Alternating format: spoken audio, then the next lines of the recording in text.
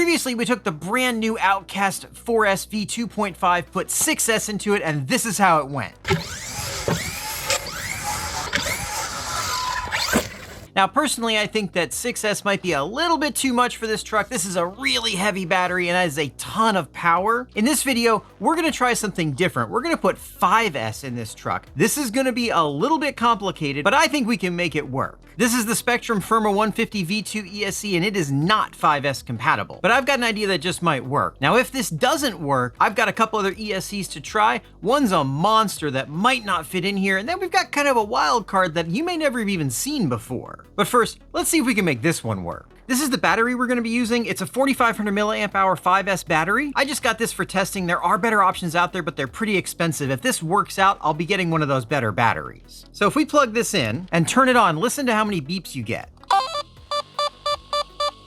So as you can see, this is seeing this 5-cell battery as a 6-cell battery. The problem with that is that it's going to see it as a low voltage 6-cell battery because this is a lower pack voltage and LVC is going to kick in pretty quickly. However, this ESC has some adjustability for that low voltage cutoff. Let's see just how low that will go.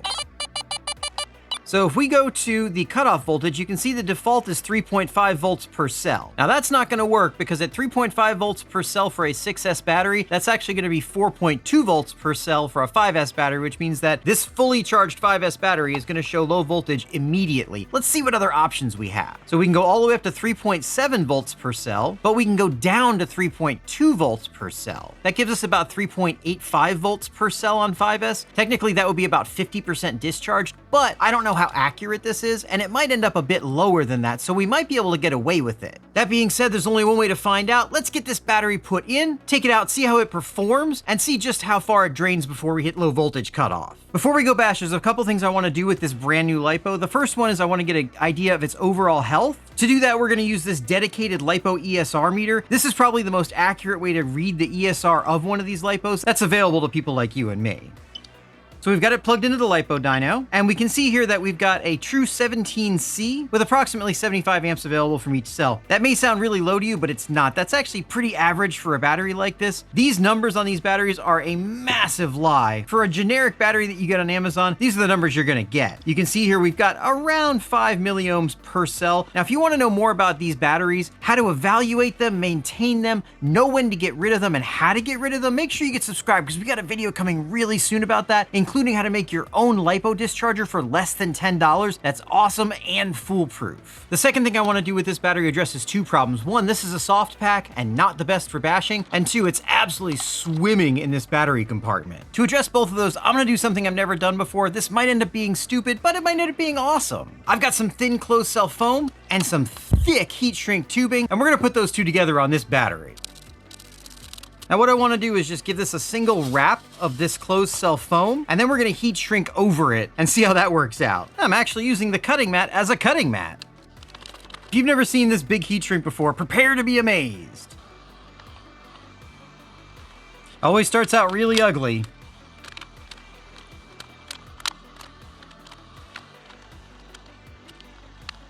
Let's write what this is on it so I don't forget. Beautiful.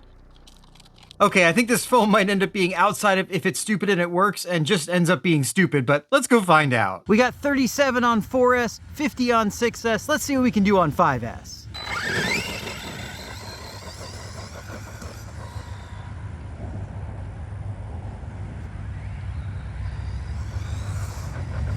Oh, hang on. Yep, already hit LVC. This ESC is not gonna work. Clearly this thing hits LVC way too quickly and it's just not going to be compatible with 5S. I've got this MMX 8S that should be compatible with 5S, but I'm not sure if it's going to be or not. Let's check it out before we try and fit it. To test this, we're going to need to go from a QS8 to an XT90. Let's see what we have for adapters. All right, we've got a QS8 to Traxxas, QS8 to XT90, but it goes the wrong way. Traxxas to XT60, XT60 to EC5, and then EC5 to XT90. Perfect. This is definitely not something you'd want to do for running, but for testing, it's fine. All right, got a motor. Let's count the beeps. All right, that's 5 beeps. So yes, this is 5S compatible. Let's see if it'll fit in the truck. Moment of truth. It's not gonna fit that way. The motor wires won't fit. And it's not gonna fit that way. Okay, this is not going to work. I've got one more thing we can try. This is a Tekin RX-8 Gen 2, and according to the manual, it is 5S compatible. Let's get it out of this car. All right, let's see if this fits. Oh yeah, it's gonna fit in there perfectly. Now, is it gonna work? I'm not sure. Let's tidy up these wires and find out. Let's go with some thicker wire for the battery wires though. This is 14 gauge and that seems pretty thin to me. All right, ready to install. Now I'm pretty excited to try this out. I've never tried a Tekin ESC before, but I've heard good things about them. Have you run one of these before? Let me know what your experience is with them down in the comments. This ESC is pretty cool because it actually lets you change most settings right here on the front of it without an external program card. First thing I'm gonna do is reset the ESC because I don't know what's programmed on here now. According to the manual, we want to go to the last option, and to choose a 5-cell battery, we want to go to 1, 2, 3, 4, 5. So that should give us 5-cell low voltage cutoff. I'm also going to be switching to this Relarlo receiver that goes along with this really awesome transmitter. I did a review on this a couple of days ago. If you haven't seen it, check it out. This thing's really fully featured, and it's only $39. This receiver is going to allow us to see voltage telemetry on the transmitter, which should be very helpful in case this ESC doesn't behave properly on 5S. All right, all hooked up. Let's see if we have better luck with this setup. Take 2. Feels pretty quick.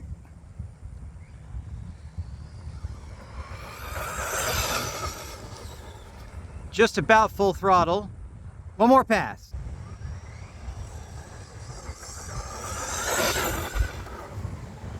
All right, let's see what we got. 49 miles an hour. That's only 1 mile an hour less than on 6S. That's pretty impressive. Let's go bash.